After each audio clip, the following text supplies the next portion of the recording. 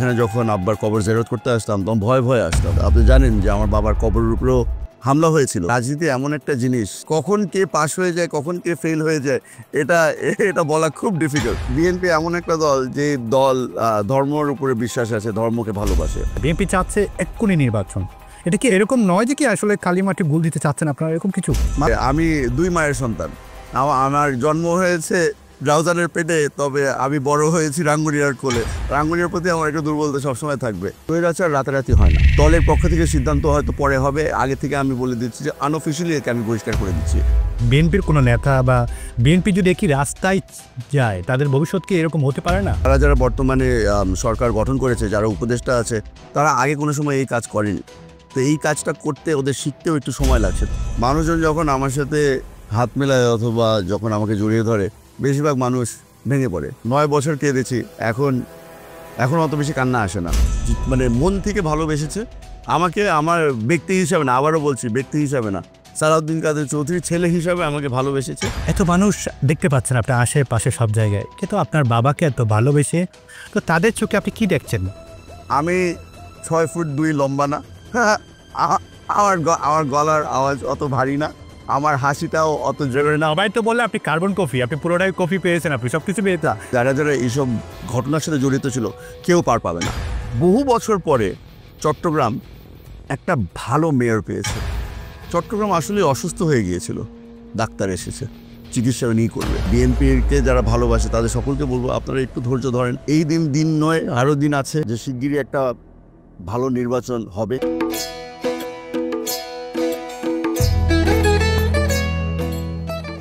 আমন্ত্রণ জানাচ্ছি এটিএন বাংলার বিশেষ সাপ্তাহিক আয়োজন চট্টলা এক্সপ্রেসের সঙ্গে আছে আমি শামুন হুসাইন। সুপ্রিয় দর্শক, আমাদের এই বিশেষ আয়োজনে আমন্ত্রিত অতিথি হয়ে উপস্থিত থাকেন চট্টগ্রামের সমাজ এবং রাষ্ট্রের সাথে খুবই গুরুত্বপূর্ণ একজন ব্যক্তি, যার মাধ্যমে আমরা জানতে চাই চট্টগ্রামের সমাজ এবং রাষ্ট্রের অতীত, বর্তমান, আগামীর গতিপথ নানান দিক জানতে চাই। চট্টগ্রামকে নিয়ে কি বা আপনার তার ব্যক্তি জীবনে অপ্রকাশিত বিভিন্ন ঘটনা ও সফলতা ব্যর্থতার কথা। সুপ্রিয় দর্শক, আপনারা সকলে জানেন এই চট্টলা এক্সপ্রেসের মাধ্যমে আমরা আলোচনা করি চট্টগ্রামের উন্নয়ন, সমস্যা এবং সম্ভাবনা নিয়ে। তার পাশাপাশি আমরা সমসাময়িক রাজনীতি নিয়ে আমরা আলোচনা করবো। আমরা বৃহত্তর চট্টগ্রামের রাজনীতি নিয়ে কথা বলবো, রাজনীতির হালচাল নিয়ে কথা বলবো। আমাদের মাঝে উপস্থিত আছেন বাংলাদেশ জাতীয়তাবাদী দল বিএনপির কেন্দ্রীয় কমিটির সম্মানিত সদস্য জনাব পোমাম কাদের চৌধুরী, সালাউদ্দিন কাদের চৌধুরী নবমতম মৃত্যুবার্ষিকী। দীর্ঘ ৯টি বছর পর আপনারা এই কাজটা করতে পারলেন, এখন আপনাদের অনুভূতিটুকু আপনার কি যাচ্ছে? ৯ বছর পরে আমরা আসলে প্রথমবারের মতো আব্বার জন্য কিছু একটা করতে পেরেছি। গত ৯ বছর ধরে ২২শে নভেম্বর আমাদের জন্য একটা ভয়ঙ্কর দিন, একটা ভয়ঙ্কর রাত ছিল। আমরা এখানে যখন আব্বার কবর জিয়ারত করতে আসতাম তখন ভয়ে ভয়ে আসতাম। আপনি জানেন যে আমার বাবার কবরের উপরেও হামলা হয়েছিল। ছাত্রলীগের কিছু ছেলেপেলেরা আব্বার কবরস্থ করার কথা ছিল একটা জায়গায় রাঙ্গুনিয়া, কিন্তু আপনারা তো এখানে করতে পারেন। আমাদের ইতিহাস আপনি ভালো মতো জানেন। আমার পারিবারিক জন্মস্থান রাউজান, তবে আব্বা রাঙ্গুনিয়া থেকেও ইলেকশন করেছে, ফরিদচুরি থেকেও ইলেকশন করেছে, রাউজান থেকেও তো করেছে। আব্বা যখন রাঙ্গুনিয়াতে প্রথমবারের মতো ইলেকশন করে তখন উনি একটা সমাবেশে বক্তব্যতে উনি বলেছিল যে তার জন্মস্থান রাউজান, কিন্তু সে যদি কোনো সময় মারা যায়, যেই দিন মারা যাবে তাকে যেন আমরা দাফন রাঙ্গুনিয়াতে করি। আপনাদের বেশ কয়েকবার এটা বলা হয়েছে যে আব্বা তার শেষ ইচ্ছাও ছিল যে তাকে যেন আমরা রাঙ্গুনিয়াতে দাফন করি। যেটা হয় আপনার স্বৈরাচার যখন থাকে তখন তাদের মর্জির বাইরে তো কিছু করা যায় না। তো এখন ওনারা বলেছিল যে রাউজানে দাফন করতে হবে। আমার কিছু আছে এখানে। আব্বা আলহামদুলিল্লাহ তার ভাইয়ের পাশে শুয়ে আছে। দীর্ঘ ৯টি বছর পর আপনারা এই কাজটা করতে পারলেন, এখন আপনাদের অনুভূতিটুকু আপনার কি যাচ্ছে? আসলে প্রথমবার যখন আমরা সিদ্ধান্ত নিই যে আমরা আব্বার জন্য কিছু একটা করবো, আমরা চিন্তা করেছিলাম যে খালি একটা দোয়া মাহফিল আমরা করতে চেয়েছিলাম। তবে আব্বাকে যারা ভালোবাসে তারা সকলেই বলেছিল যে আসবে। ১৯৭১ সালের স্বাধীনতা এবং ২০২৪ সালে গণঅভ্যুত্থান, আপনি কি পার্থক্যটুকু খুঁজে পান এবং কি মিলটুকু আপনি খুঁজে পান? ৭১ সালে তারা অস্ত্র নিয়ে যুদ্ধ করেছিল পাকিস্তান আর্মির বিরুদ্ধে। এখানে মনের মধ্যে অনেক কষ্ট নিয়ে আমরা নিজেদের মানুষের বিরুদ্ধে আমরা লড়াই করলাম। আমরা বলতে দেশের মানুষের কথা বলছি। যেই জিনিসটা এখন আমরা দেখতে পেরেছি যে আমরা বিএনপির সদস্য যারা আছি তারা হয়তো একটু পিছিয়ে যাচ্ছি, আমরা সাহস করে সামনে আসতে পারছি না। আমরা চাচ্ছি যে নতুন সমাজ যারা, তাদেরকে একটু উৎসাহিত করে, তাদেরকে যদি আমরা একটু সুযোগ করে দিই যে তারা যেন রাজনীতির মধ্যে একটু জড়িয়ে যায়, তারা যদি একটু দায়িত্ব আরও কিছু নিতে পারে, আমরা খুশি হব। সেই জন্য বিএনপি একটু পিছিয়ে আছে, যেখানে আমরা লাইমলাইটে আসতে চাচ্ছি না। তবে এই জিনিসটা বলা দরকার যে এই আন্দোলনটা, এটা 2 মাসের আন্দোলন নয় না, এই আন্দোলনটা হয়েছে প্রায় 16 বছর। কিছু সময় নেতৃত্ব দিয়েছে বেগম খালেদা জিয়া, কিছু সময় নেতৃত্ব দিয়েছে তারেক রহমান সাহেব, কিছু সময় নেতৃত্ব দিয়েছে দেশের জনগণ। তবে আমরা সব সময় এই আন্দোলনের সাথে শরিক ছিলাম। তো আমার মনে হয় যে আস্তে আস্তে করে যেই সঠিক তথ্যটা ওটা বেরিয়ে আসবে। আপনারা দেখতে পাচ্ছেন এখন যারা শহীদ হয়েছে, শহীদদের তালিকার মধ্যে বেশিরভাগ মানুষ কিন্তু এখন বলছে যে রাজনৈতিক পরিচয়ের অনেক মানুষ আছে যারা শহীদ। আসলে আওয়ামী লীগের তো একটা ইতিহাস ছিল, একটা ঐতিহ্য ছিল এবং দক্ষিণ এশিয়ার মধ্যে একটা ভালো একটা দল ছিল একটা সময়। বাট এই শেখ হাসিনা কেন লাস্ট 16টি বছর তো স্বৈরাচারী আচরণে চলে আসলো? তো আপনি কি মনে করেন আসলে কি ক্ষমতা কি এরকম জিনিস? স্বৈরাচার রাতারাতি হয় না। আপনি যদি জিজ্ঞেস করেন এটা হয়েছে কিভাবে করে, এটা হয়েছে আমাদের কারণে। আমরা যখন প্রথম যখন আমরা এই আচরণ দেখতে শুরু করলাম, তখন আমরা প্রতিবাদ করিনি, অথবা যতটুকু প্রতিবাদ করা উচিত ছিল আমরা ততটুকু প্রতিবাদ করিনি। আস্তে আস্তে করে সাহস বাড়ে তাদের, যখন তারা দেখছে যে আমরা 1 ইঞ্চি নিলে কেউ কিছু বলছে না, তখন বলছে ঠিক আছে আরেকটু নেই, তারপরে বলে আরেকটু নেই। আস্তে আস্তে করে হাসিনা, এখন আমরা যে পরিচয় দেখতে পাচ্ছি, এই ফ্যাসিস্ট হাসিনা, এটা হতে সময় লেগেছে। আর এখানে আমাদেরও কিছু দায়িত্ব নেওয়া দরকার আছে, যে আমাদের যেই সময় প্রতিবাদ করা উচিত ছিল, যতটুকু করা উচিত ছিল, ওই জিনিসটা আমরা করতে পারিনি। হ্যাঁ, এটা সত্য যে আমরা নিজেরাই এই গত 16 বছরের মধ্যে আমাদের যারা সিনিয়র নেতা আছে, বেশিরভাগ সময় তারা কিন্তু কারাগারেই কেটেছে। আর হাসিনার যে ট্যাকটিক, জানি না এটা হাসিনার ট্যাকটিক নাকি বিদেশ থেকে এসেছে এই ট্যাকটিক, কিন্তু আমি এটা বারবার করে বলছি যে ওনার পলিসি যেটা ছিল, যে কিছু কি পলিটিক্যাল মেম্বার, আমি বারবার করে বলি, এখানে নাসিরউদ্দিন পিন্টু সাহেবের মতো একজন মানুষ যে ঢাকার নেতৃত্ব দিচ্ছিল, এখানে সালাউদ্দিন সাহেবের মতো যে কক্সবাজারের নেতৃত্ব দিচ্ছিল, সালাউদ্দিন কাদের চৌধুরী যে চিটাগাংয়ের নেতৃত্ব দিচ্ছিল, ইলিয়াস আলী সাহেব যে সিলেটের নেতৃত্ব দিচ্ছিল, এই মানুষগুলোকে তারা আইদার হত্যা করেছে অথবা গুম করেছে। এই জিনিসটা যখন আপনি করে ফেলেন, মানুষের মধ্যে একটা ভয় চলে আসে, আর সেই ভয়টাকেই এই আওয়ামী লীগ কাজে লাগিয়েছে। 16টি বছরের আওয়ামী লীগের শাসনামল, তাদের কর্মপরিকল্পনা, তাদের কাজকর্ম এবং শেষমেশ এসে শেখ হাসিনাকে পালাতে হলো অন্য একটা দেশে। সেখান থেকে বিএনপির কি শিক্ষা নেওয়া উচিত বা বিএনপি কি শিখতে পারে এই ব্যাপারগুলো থেকে? সত্যি করে বলি, বাংলাদেশ জাতীয়তাবাদী দলের এইসবের থেকে শিক্ষা নেওয়ার মতো আমি কিছু দেখি না। বিএনপির কোনো নেতা বা বিএনপি যদি একই রাস্তায় যায়, তাদের ভবিষ্যৎ কি এরকম হতে পারে না? আপনার কি মনে হয় না যে আসলে এটা শিক্ষণীয় একটা ব্যাপার হলো এই শেখ হাসিনা পালানোটা? বিএনপি এমন একটা দল, যে দল ধর্মের উপরে বিশ্বাস আছে, ধর্মকে ভালোবাসে। আর আওয়ামী লীগ, এটা আমি আমার কথা বলছি না, এটা সালাউদ্দিন কাদের চৌধুরীর ছেলের কথা বলছি।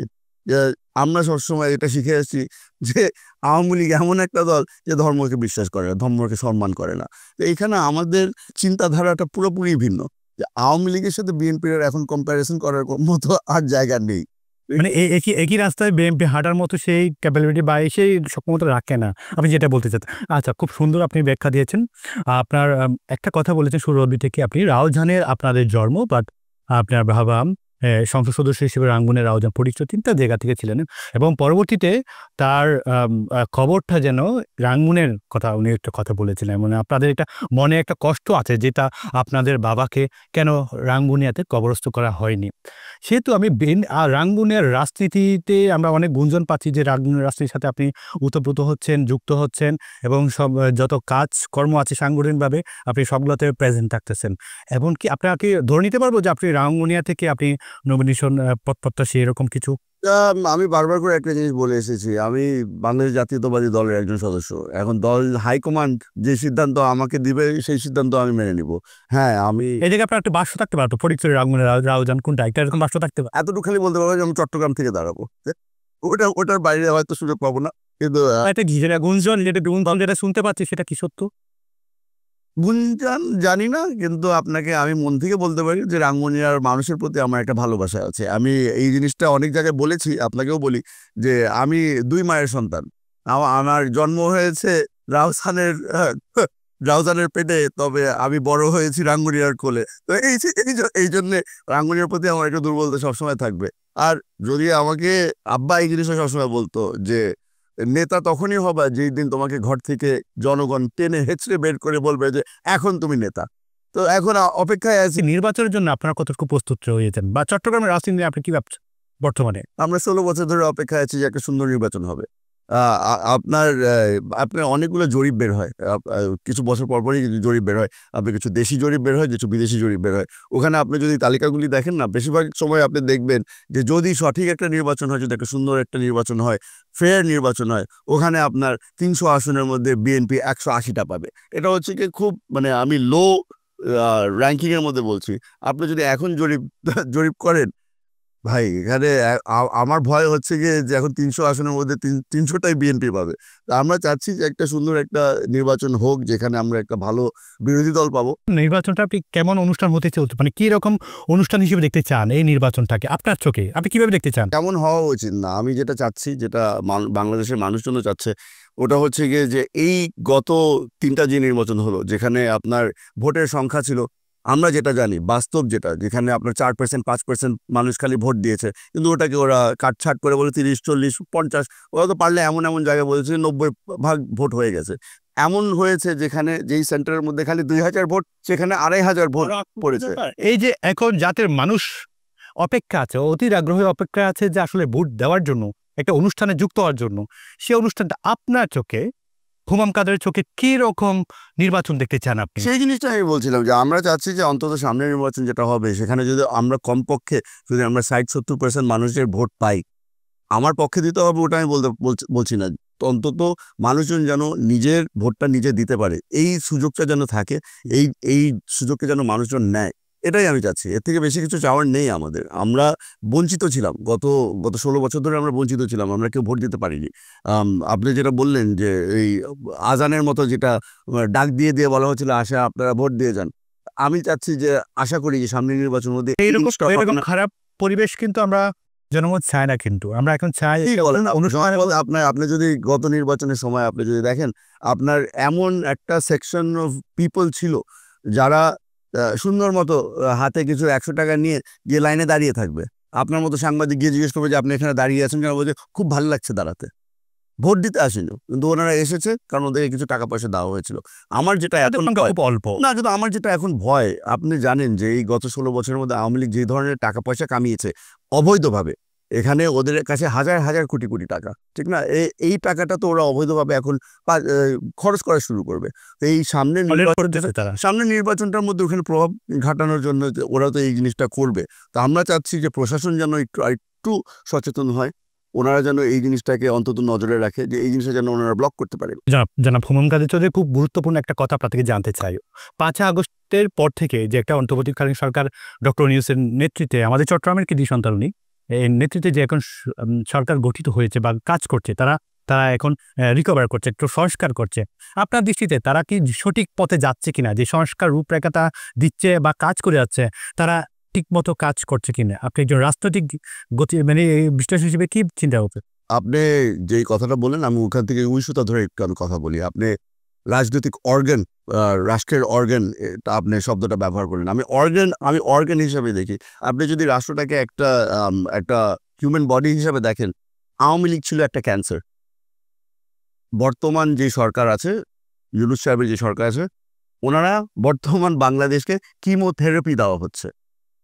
কিছু জায়গায় আমরা জনগণ একটু কষ্ট পাবো, কিন্তু ধৈর্য ধরতে হবে। এই জিনিসটা করতে সময় লাগে, আপনার রাষ্ট্র মেরামত করতে একটু সময় লাগে। আর আওয়ামী লীগ এখন তো নাই, বাংলাদেশে তো আর আওয়ামী লীগ নাই। তো আমরা এখন বর্তমানে বলতে পারি যে বাংলাদেশ ইজ ক্যান্সার ফ্রি। এখন একটু হিলিং এর জন্য সময় দেন। ডক্টর ইউনূসের নেতৃত্বে যে সরকার গঠিত হয়েছে বা কাজ করছে, সেটা সঠিক পথে তারা যাচ্ছে। বাবা, মা, দেয়ালটা চটা, মেঝেটাও ফাটা, দেখি এদিকে দাও তো। ছাদখানা যাতা, এবার বাড়িটা কর। আগে ভাবি যাই। জীবনে নাই সুর, ছাদ খসে স্বপ্ন দূর। বাড়ি বানাবো কোন সিমেন্ট দিয়ে? নিশ্চিন্তে ডায়মন্ড এক্সট্রিম বিশ্বের 150টিরও বেশি দেশে যে সিমেন্ট ব্যবহার হচ্ছে সেই একই মানের সিমেন্ট ডায়মন্ড এক্সট্রিম। কষ্টের টাকায় বানানো বাড়ি সুরক্ষিত হবে তো? অবশ্যই। ব্রিজ, হাইরাইজ বিল্ডিং, ফ্লাইওভারের মতো বড় নির্মাণে ডায়মন্ড এক্সট্রিম বিশেষভাবে উপযোগী। ইউরোপিয়ান নর্ম অনুযায়ী প্রস্তুত ডায়মন্ড এক্সট্রিম সিমেন্ট এখন বিদেশেও রপ্তানি হচ্ছে। Diamond extreme, powerful global cement.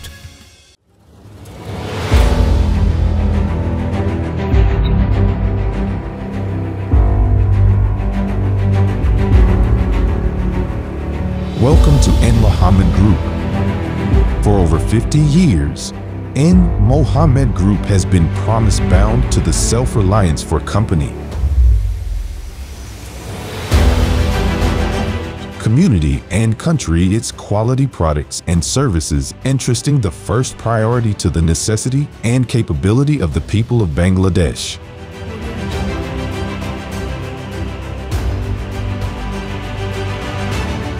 At N Mohammed, we specialize in crafting innovative plastic solutions for a wide range of industries. Our products are designed with precision, durability, and sustainability in mind. From custom injection molding to cutting-edge 3D printing, our state-of-the-art facilities ensure that every product meets the highest industry standards. But what truly sets us apart is our commitment to customer satisfaction. We've had the privilege of serving businesses both big and small, and our clients trust us to deliver on our promises. And Mohammed Group, since 1968.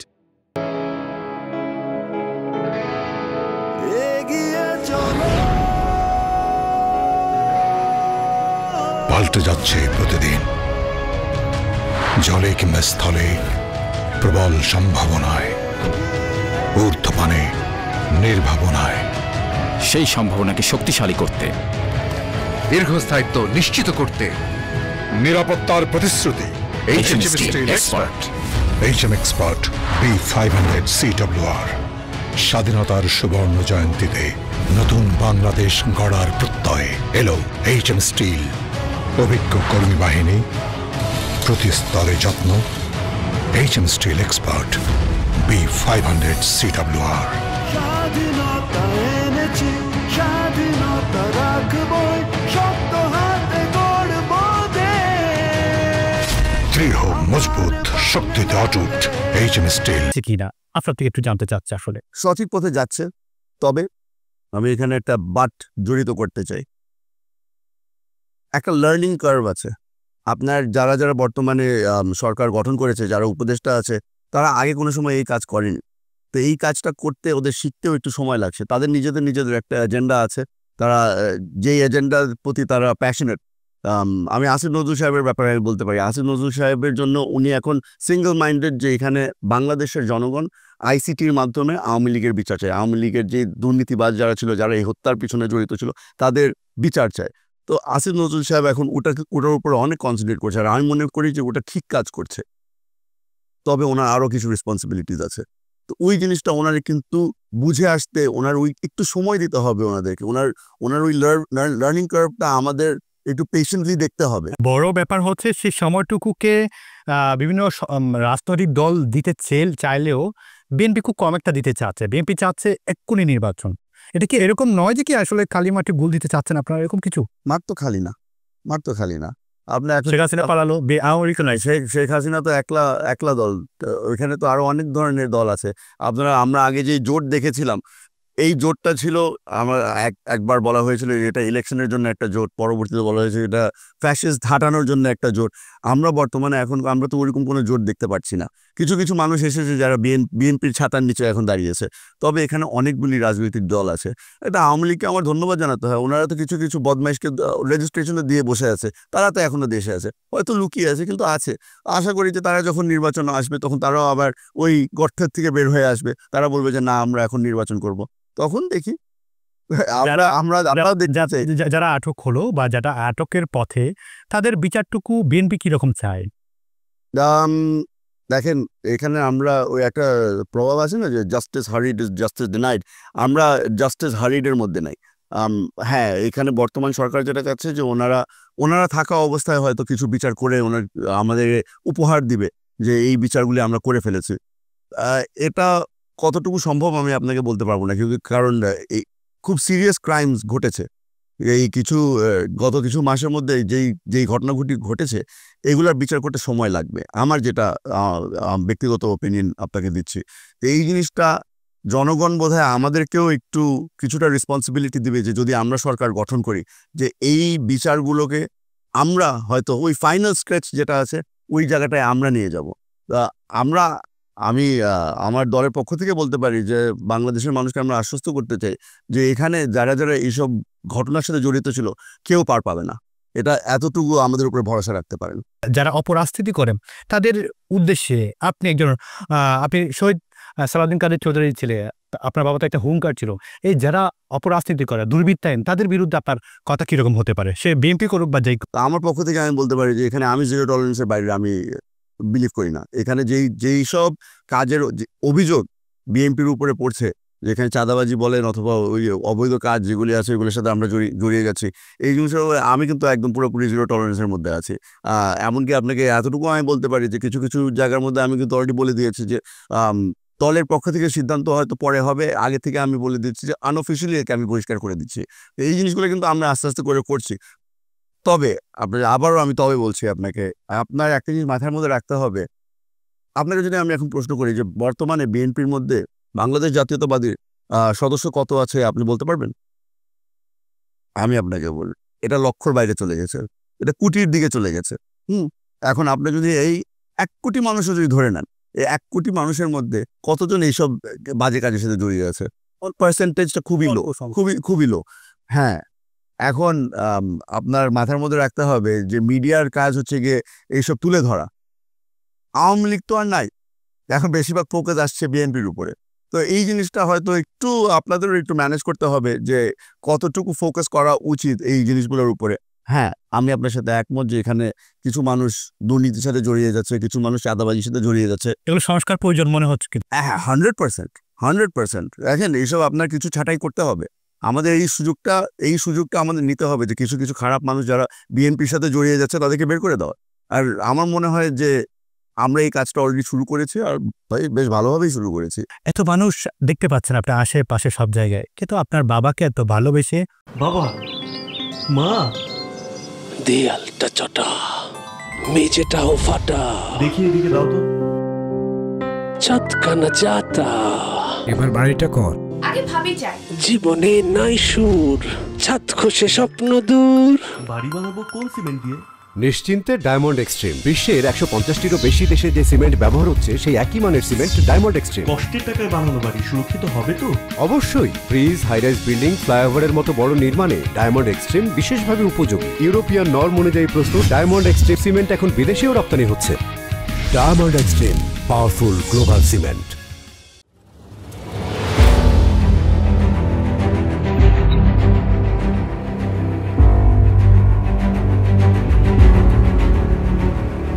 Welcome to N. Mohammed Group.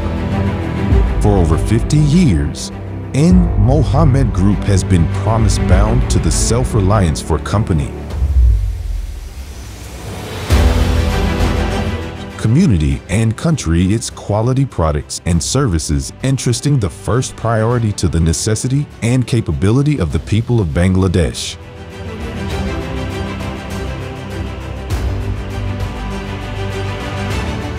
At N. Mohammed, we specialize in crafting innovative plastic solutions for a wide range of industries. Our products are designed with precision, durability, and sustainability in mind. From custom injection molding to cutting-edge 3D printing, our state-of-the-art facilities ensure that every product meets the highest industry standards. But what truly sets us apart is our commitment to customer satisfaction. We've had the privilege of serving businesses both big and small, and our clients trust us to deliver on our promises. N. Mohammed Group, since 1968. এগিয়ে চলো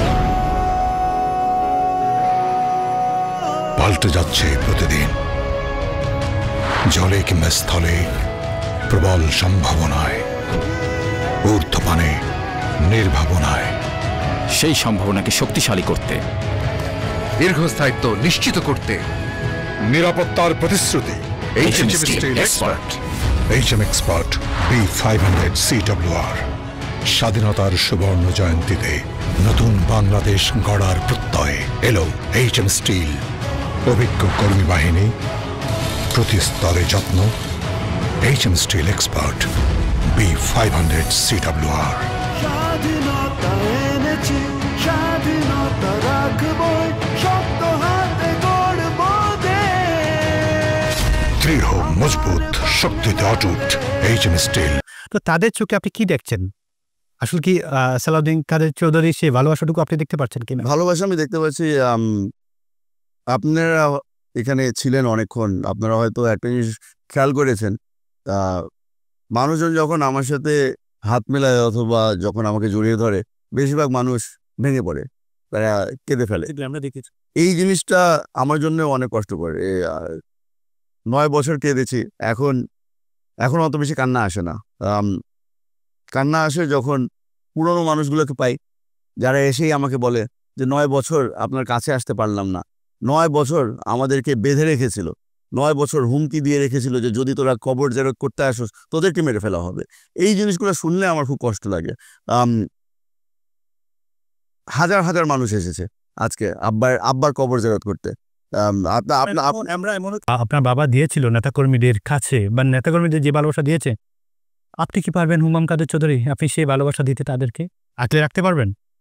আমি উল্টো বলবো, আমি ভালোবাসা দিতে পারবো নাকি না আমি ওটা বলতে পারছি না, চেষ্টা করছি।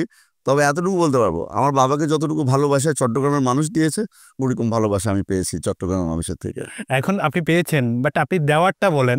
আপনার বাবা যেভাবে আঁকলে রেখেছে নেতাকর্মীদের, আপনি কি সেভাবে আঁকলে রাখতে পারবেন, ভালোবাসতে পারবেন? চেষ্টা করছি। আল্লাহর উপর অনেকটা ভরসা রেখেছি। আমি 6 ফুট 2 লম্বা না,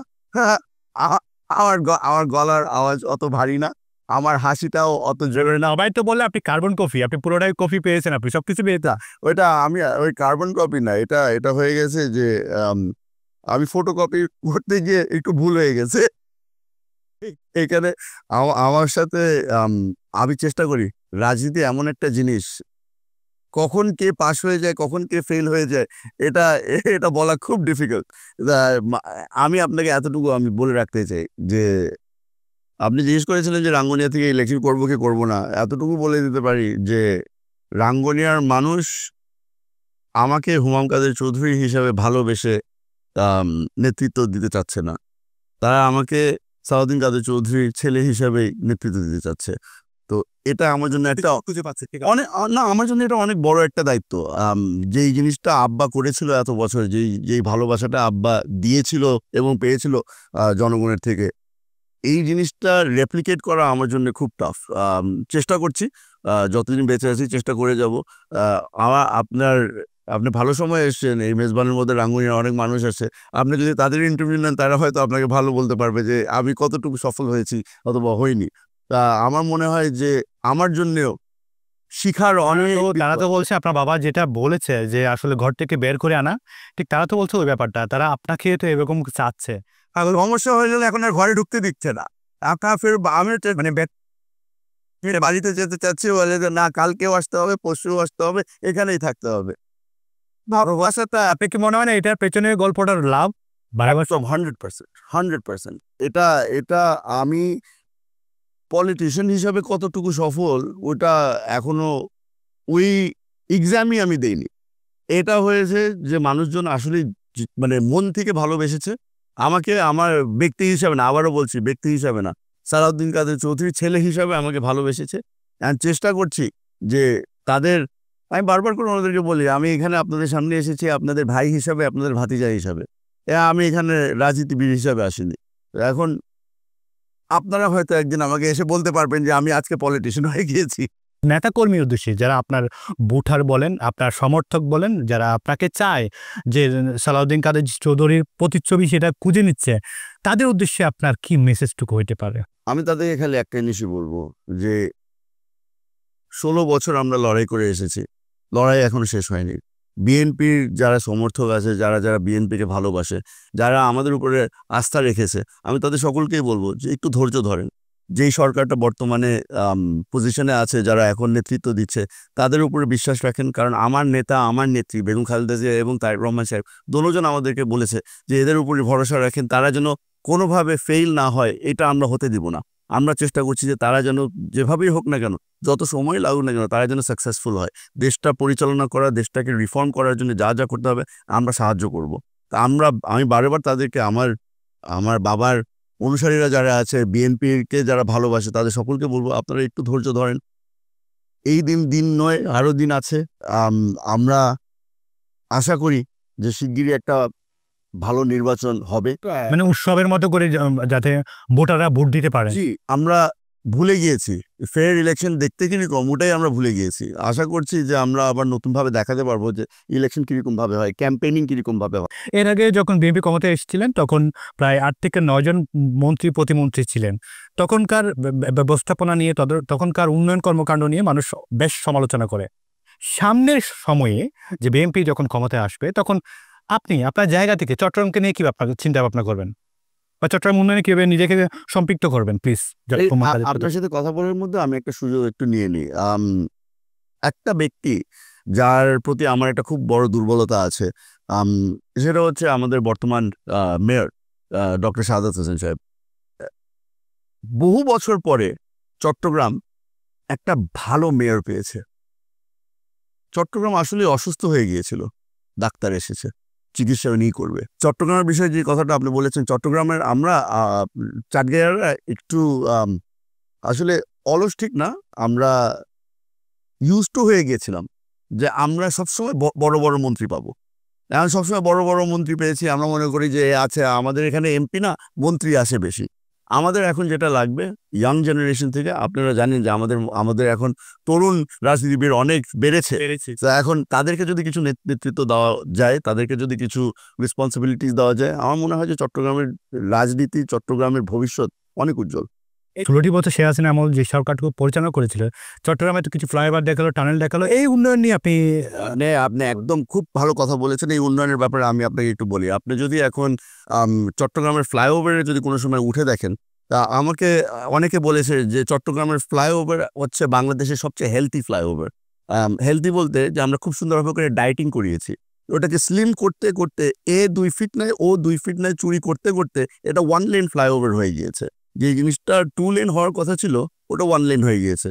আর ওটা পেট ভরেছে আমাদের আওয়ামী লীগের মন্ত্রীদের। আমরা জানি, আমরা আসলে আপনি খুব তৈরি করেছেন, খুব ব্যস্ত আছেন, সেই ব্যস্ত থেকে আমাকে সময় দিয়েছেন এটিএন বাংলার পরিবারের পক্ষ থেকে আপনাকে অসংখ্য ধন্যবাদ। সুপ্রিয় দর্শক, আপনারা সকলে জানেন এই চট্টগ্রাম এক্সপ্রেসের মাধ্যমে আমরা আলোচনা করি চট্টগ্রামের উন্নয়ন সমস্যা এবং সম্ভাবনায়। তার পাশাপাশি চট্টগ্রামের রাজনীতির হালচাল নিয়ে আজ আমরা কথা বলেছি। পাশাপাশি আমরা কিংবদন্তি রাজনীতিবিদ যার হাত ধরে আসলে এই রাজনীতি শিকার জন্য একজন টিচার দরকার। এই টিচারটা হচ্ছে শহীদ সালাউদ্দিন কাদের চৌধুরী। সেই সালাউদ্দিন কাদের চৌধুরীর প্রতিচ্ছবি বলে যাকে, আসলে তার সুযোগ্য সন্তান হুমাম কাদের চৌধুরীকে আমরা পেয়েছি। আর হুমাম কাদের চৌধুরীর মুখ থেকে আমরা জেনে নিলাম আসলে রাজনীতির পথ চলা নিয়ে, তার ভবিষ্যৎ পরিকল্পনা নিয়ে। আমি পর্বতে একবার আমন্ত্রণ জানিয়ে শেষ করছি আপনাদের সকলের প্রিয় অনুষ্ঠান চট্টগ্রাম এক্সপ্রেস। সে পর্যন্ত ভালো থাকুন, সুস্থ থাকুন, আল্লাহ।